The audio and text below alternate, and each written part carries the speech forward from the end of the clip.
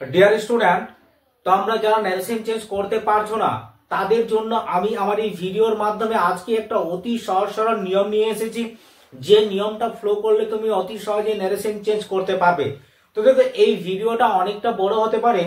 তোমরা যদি পারফেক্টলি ভাবে ন্যারেশন চেঞ্জটা শিখতে চাও তাহলে অবশ্যই তুমি ভিডিওটা স্কিপ না করে প্রথম থেকে শেষ পর্যন্ত মনোযোগ সহকারে দেখো। আর তুমি যদি ভিডিওটা স্কিপ করে ফেলো তাহলে তুমি এমন একটা গুরুত্বপূর্ণ পার্টকে মিস করে ফেলবে, যেটা না দেখলে তুমি কোনো মতেই ন্যারেশন চেঞ্জ করতে পারবে না। তাই তোমাকে যদি ন্যারেশন চেঞ্জ শিখতে হয় তাহলে আমি এই ভিডিওর মাধ্যমে যে বিষয়টা তোমাদের বলছি বা যে নিয়মটা আমি তোমাদের দেখাবো সেই নিয়মটা তুমি ভালো করে প্রথম থেকে শেষ পর্যন্ত মনোযোগ সহকারে দেখো। একদম কিন্তু ভিডিও স্কিপ করবে না। ভিডিও স্কিপ করলে তুমি গুরুত্বপূর্ণ পার্টকে মিস করে ফেলতে পারো। তো দেখো, আমি তোমাদেরকে একেবারে বেসিক লেভেল থেকে ন্যারেশন চেঞ্জ শেখাচ্ছি, কিরকম ভাবে তুমি ন্যারেশন চেঞ্জ করবে। তো দেখো, ন্যারেশন চেঞ্জ যদি তোমাকে করতে হয় তোমাকে বেশ কিছু কথা কিন্তু মনে রাখতে হবে। অর্থাৎ তোমাকে ফার্স্ট আগে ন্যারেশন জিনিসটা কি সেটা কিন্তু তোমাকে বুঝতে হবে। দেখো, ন্যারেশন মানে হচ্ছে উক্তি। অর্থাৎ আমি যখন কোনো একটা কথা বলছি তখন সেটাকে আমরা একটা উক্তি বলতে পারি। আমার কথাটা যখন অন্য কেউ বলবে সেটাকেও আমরা একটা উক্তি বলতে পারি। তাহলে ন্যারেশন, আমি নিজে একজন যখন বক্তা নিজে যখন কথা বলছি সেটা হচ্ছে এক ধরনের উক্তি। আমার কথাটা যখন অন্য কেউ বলছে সেটা হচ্ছে আর এক ধরনের উক্তি। আমি যখন কথাটা বলছি তখন আমি নিজে ডাইরেক্ট কথাটা বলছি। আমার কথাটা যখন অন্য কেউ বলছে তখন সে আমার কথাটাকে নকল করে ইনডাইরেক্টলি ভাবে সে কথাটা বলছে। অর্থাৎ আমরা বুঝতে পারলাম যে ন্যারেশন মানে হচ্ছে উক্তি, আর ন্যারেশন হচ্ছে দুই ধরনের, একটা হচ্ছে ডাইরেক্ট আর একটা হচ্ছে ইনডাইরেক্ট। তো দেখো, তুমি ডাইরেক্ট এবং ইনডাইরেক্ট কি করে চিনবে? তোমাকে তো ফার্স্ট আগে চিনতে শিখতে হবে, তবেই তো তুমি ডাইরেক্ট থেকে ইনডাইরেক্ট আসতে পারবে বা ইনডাইরেক্ট থেকে ডাইরেক্ট আসতে পারবে। তুমি যদি চিনতে না পারো তাহলে কিন্তু কোনো মতেই ন্যারেশন চেঞ্জ করতে পারবে না। তোমাকে ফার্স্ট কিন্তু মনে রাখতে হবে যে প্রশ্নটা তোমার দেওয়া থাকবে সেই প্রশ্নটা তোমার ডাইরেক্টে রয়েছে না ইনডাইরেক্টে রয়েছে। তো দেখো, ভিডিওটা স্কিপ না করে তোমরা অবশ্যই প্রথম থেকে শেষ পর্যন্ত মনোযোগ সহকারে দেখো। ভিডিও শুরু করার পূর্বে তোমাদের সকলকে আমার চ্যানেলে স্বাগত। তাহলে আজকে আমি তোমাদের ন্যারেশন চেঞ্জ 100% শিওর বলছি শিখিয়ে ছাড়বো। তোমাদেরকে আমি একটা উদাহরণের সাহায্যে বুঝিয়ে দিই কোন সেন্টেন্সটাকে ডাইরেক্ট স্পিচ বলবো আর কোনটিকে ইনডাইরেক্ট স্পিচ বলবো। তো দেখো, এখানে আমি যে সেন্টেন্সটা লিখেছি রাম সেড, কমা কোটেশন দিয়েছি, দেখতে পাচ্ছ এখানে কমা কোটেশন রয়েছে। তারপর হচ্ছে আই উইল ডু ইট। এই যে দেখো, এই সেন্টেন্সটার মধ্যে দুটো পার্ট আছে, এ একটা পার্ট আর এ একটা পার্ট, দুটো পার্ট রয়েছে। তাহলে এই সেন্টেন্সটাতে যেহেতু আমরা কমা কোটেশন পেয়ে গেছি তাহলে এটাকে আমরা কি বলবো? ডাইরেক্ট স্পিচ বলবো। কিন্তু দেখো, এই সেন্টেন্সটা যদি আমরা দেখি, এটা দেখো পুরোটাই কিন্তু একটা লাইন রয়েছে। এখানে এই দ্যাট ওয়ার্ডটা দিয়ে দুটো যে সেন্টেন্স ছিল এই দুটো সেন্টেন্সকে একটা সেন্টেন্সে পরিণত করা হয়েছে, এটাকে আমরা বলবো ইনডাইরেক্ট স্পিচ। তাহলে দেখো, আমরা ডাইরেক্ট স্পিচের এই যে প্রথম যে অংশটা দেখতে পেলাম, এই প্রথম অংশটাকে আমরা কি বলবো? এই প্রথম অংশটাকে আমরা বলবো রিপোর্টিং ভার্ব। Reporting verb. আর এখানে দেখো, এই যে পরের যে অংশটা রয়েছে অর্থাৎ কোটেশনের মধ্যে যে সেন্টেন্সটা রয়েছে এটাকে আমরা কি বলবো? Reported speech. তাহলে দেখো, আমরা ডাইরেক্ট স্পিচের কিন্তু দুটো পার্ট খুঁজে পেলাম। একটা পার্টকে আমরা বলছি রিপোর্টিং ভার্ব আর একটাকে বলছি রিপোর্টেড স্পিচ। কিন্তু দেখো, ইনডাইরেক্ট স্পিচে এইরকম কোনো ভাগ নেই। রিপোর্টিং ভার্ব এবং রিপোর্টেড স্পিচ এরকম কিন্তু কোনো ভাগ নেই। এখানে দেখো, পুরো সেন্টেন্সটাকে একটা সেন্টেন্সে পরিণত করা হয়েছে। এখানে আমরা যে দুটো বাক্য দেখলাম, একটা বাক্য তোমার কোটেশনের মধ্যে রয়েছে আর একটা কোটেশনের বাইরে রয়েছে, এই দুটো সেন্টেন্সকে দেখো এখানে একটা সেন্টেন্সে পরিণত করা হয়েছে। এটাকে আমরা বলবো ইনডাইরেক্ট স্পিচ আর এটাকে বলবো ডাইরেক্ট স্পিচ। তাহলে দেখো, এখানে তোমরা রিপোর্টিং ভার্ব কোন পার্টটাকে বললে বুঝতে পারলে এবং রিপোর্টেড স্পিচ কোন পার্টটিকে বললে সেটাও তোমরা অতি সহজে বুঝতে পারলে। তাহলে দেখো, ন্যারেশন চেঞ্জের কিন্তু প্রচুর নিয়ম রয়েছে। তাই দেখো, এই ভিডিওটা যেহেতু অনেকটা বড় হবে তাই আজকে আমি তোমাদের রুল 1টা শেখাবো। এই রুল 1টাতে তোমরা কিরকম ভাবে ন্যারেশন চেঞ্জ করতে পারবে তোমরা একবার দেখে নাও। তো দেখো, এখানে রুল 1-এ বলা রয়েছে রিপোর্টিং ভার্বটি পাস্ট টেন্সে থাকলে, মানে এখানে দেখো এই যে সেন্টেন্সটা দেওয়া রয়েছে এই সেন্টেন্সটি যদি তোমার পাস্ট টেন্সে থাকে, এখানে দেখতে পাচ্ছ এখানে V1-এ সে V2 হচ্ছে সেড এবং V3 হচ্ছে সেড। তাহলে দেখো এখানে তোমাদের যে ভার্বটা দেওয়া রয়েছে, রিপোর্টিং ভার্বের যে সেডটা দেওয়া রয়েছে, এটা কিন্তু V2 ফর্মে রয়েছে, অর্থাৎ পাস্ট ফর্মে রয়েছে। অর্থাৎ এখানে তোমার যেহেতু বলা রয়েছে রিপোর্টিং ভার্বটি যদি পাস্ট টেন্সে থাকে, তাহলে এই ক্রাইটেরিয়াটা আমার কিন্তু পূরণ হয়েছে যে রিপোর্টিং ভার্বটা অবশ্যই পাস্ট টেন্সে দেওয়া রয়েছে। তাহলে দেখো রিপোর্টেড স্পিচটি প্রেজেন্ট বা ফিউচার টেন্সে থাকলে তাকে পাস্ট টেন্সে পরিণত করতে হবে। তাহলে দেখো কি বললাম যে প্রেজেন্ট বা ফিউচার টেন্সে যদি থাকে, তাহলে দেখো রিপোর্টেড স্পিচটি এখানে দেখতে পাচ্ছ উইল রয়েছে, উইল তার মানে এটা ফিউচারে রয়েছে। তাহলে এটা তোমার যেহেতু ফিউচারে রয়েছে, তাহলে দেখো প্রেজেন্ট বা ফিউচারে যদি থাকে তাকে কি টেন্সে পরিণত করতে হচ্ছে, পাস্ট টেন্সে পরিণত করতে হচ্ছে। ওকে, তার মানে দেখো এখানে তোমার যে এই উডটা রয়েছে এটাকে বলে দেওয়া আছে যে এটা পাস্ট টেন্সে পরিণত তোমাকে করতে হবে। এরপরে দেখো 2 নম্বর নিয়মে বলা রয়েছে কমা কোটেশন এর জায়গাতে দ্যাট বসাতে হবে। তাহলে এটাও তুমি বুঝতে পারলে যে এই জায়গাতে তোমাকে কি দিতে হচ্ছে, দ্যাট দিতে হচ্ছে। ওকে, এই যে কমা কোটেশন বললাম, এই কমা কোটেশনের জায়গাতে দ্যাট দিতে হচ্ছে।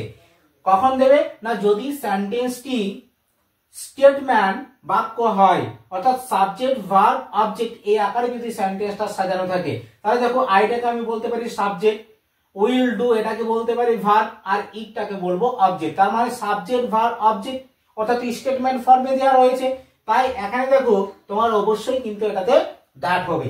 এরপরে দেখো 3 নম্বর নিয়মে বলা রয়েছে রিপোর্টেড স্পিচের সাবজেক্টটি। তাহলে রিপোর্টেড স্পিচ তো তোমার এই পার্টটা, এখানে সাবজেক্টে কি রয়েছে, আই রয়েছে।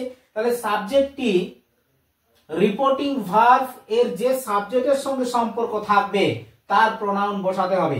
দেখো রাম কথাটা বলছে, রাম তো একা একা কথাটা বলতে পারে না, তাহলে এখানে শোনার জন্য কোনো এক ব্যক্তি রয়েছে, মনে করে এখানে মি রয়েছে। তাহলে এখানে রাম আমাকে বলেছিল আমি এটা করব। আমি বলতে দেখো এখানে কাকে বোঝাচ্ছে বলতো, আমি বলতে সব সময় মনে রাখবে যদি আই থাকে তাহলে ফার্স্ট ব্যক্তিকে বোঝাচ্ছে, অর্থাৎ যে কথাটা বলছে তাকে বোঝাচ্ছে। আর যদি ইউ থাকে তাহলে সেকেন্ড ব্যক্তিকে বোঝায়, অর্থাৎ যে কথাটা শুনে তাকে বোঝাচ্ছে। তাহলে এখানে যেহেতু আই রয়েছে, আই বলতে কাকে বোঝাচ্ছে, আই বলতে রামকে বোঝাচ্ছে। তাহলে দেখো রাম যেহেতু একজন ছেলে, তার মানে এখানে আই এর প্রোনাউন কি হয়ে যাবে, হি হয়ে যাবে। তাহলে দেখো সেন্টেন্সটা তোমার কি রকম হলো, অর্থাৎ এটা যেহেতু তোমার ডাইরেক্ট স্পিচ ছিল, এটা ইনডাইরেক্টটা তোমার কি রকম হবে না, এখানে তোমাকে লিখতে হচ্ছে রাম, তারপরে হচ্ছে সেড, তারপরে কমা কোটেশনের জায়গাতে কি বলা হয়েছে, কমা কোটেশনের জায়গাতে দ্যাট। তাহলে এখানে তোমাকে বসিয়ে দিতে হলো দ্যাট। তারপরে এই সেন্টেন্সটা দেখো এখানে সাবজেক্ট আই রয়েছে, আই বলতে রামকে বোঝানো হচ্ছে, ফার্স্ট ব্যক্তিকে বোঝানো হচ্ছে। তাহলে এখানে হি হয়ে যাচ্ছে, যেহেতু রাম একজন ছেলে তাহলে ছেলেদের প্রোনাউন হচ্ছে হি। এরপরে দেখো এই যে উইল রয়েছে, যদি তোমার কোনো হেল্পিং ভার্ব থাকে, অর্থাৎ এখানে দেখো ফিউচার টেন্সের দুটো হেল্পিং ভার্ব রয়েছে, শ্যাল বা উইল। তাহলে ফিউচার টেন্সের এই দুটো হেল্পিং ভার্বের মধ্যে যদি কোনো একটা হেল্পিং ভার্ব থাকে, তাহলে তোমার সেই হেল্পিং ভার্বটা পাস্ট করে দিলে সেন্টেন্সটা পাস্ট টেন্স হয়ে যায়। এখানে যে মেন ভার্ব রয়েছে ডু, এটার কিন্তু পাস্ট করার প্রয়োজন নেই, অর্থাৎ এখানে তোমার যে উইলটা রয়েছে সেই উইলের পাস্ট করে দিলে সেন্টেন্সটা পাস্ট টেন্সে হয়ে যাবে। তাহলে আয়ের পরিবর্তে আমি কি লিখলাম, হি লিখলাম। এরপরে দেখো উইল রয়েছে, তাহলে উইলের পাস্ট করে দিতে হবে উড, তারপরে রয়েছে ডু, তারপরে রয়েছে ইট।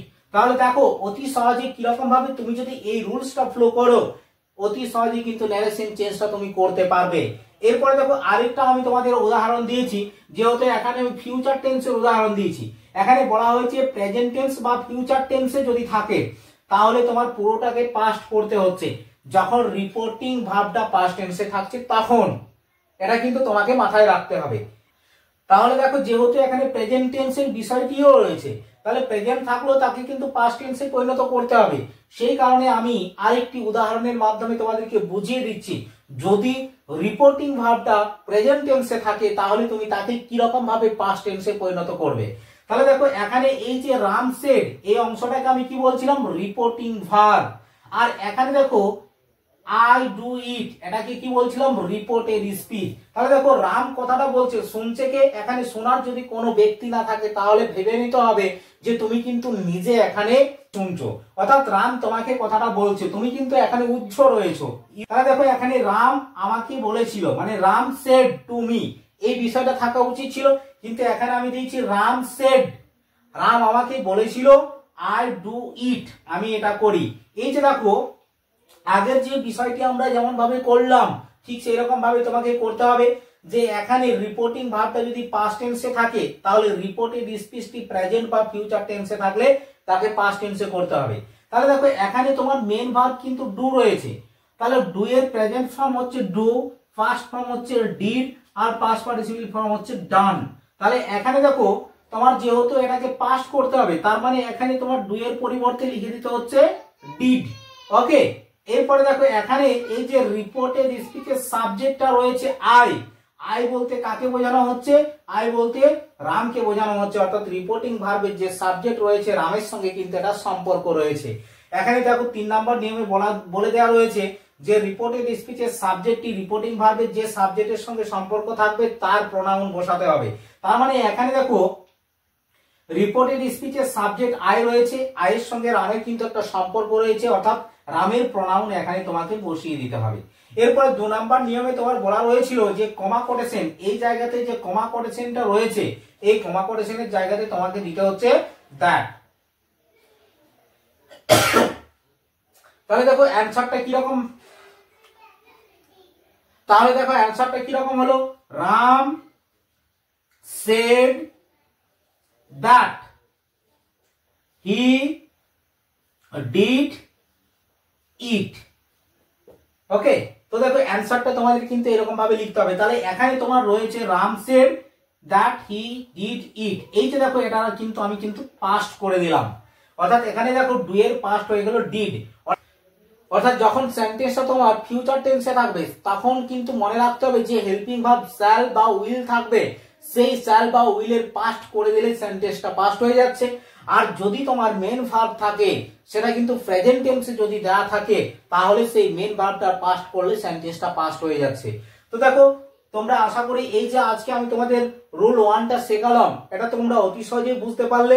এর পরবর্তী ভিডিওতে আমি রুল 2, রুল 3 এবং যতগুলো নিয়ম রয়েছে সব নিয়মগুলো পরপর আলোচনা করব। তো ভিডিওটা আজকে এই পর্যন্তই। তোমরা যদি আমার ভিডিওতে প্রথমবার এসে থাকো তাহলে তোমরা অবশ্যই আমার চ্যানেলটি সাবস্ক্রাইব করে অল নোটিফিকেশন অন করে দিন। যখন আমি পরবর্তী নিয়মগুলো আপলোড করব তখন তোমরা সবার আগে ভিডিওগুলো পেয়ে যাবে এবং তুমি অতি সহজে অবশ্যই 100% শিওর বলছি ন্যারেশন চেঞ্জ করতে পারবে।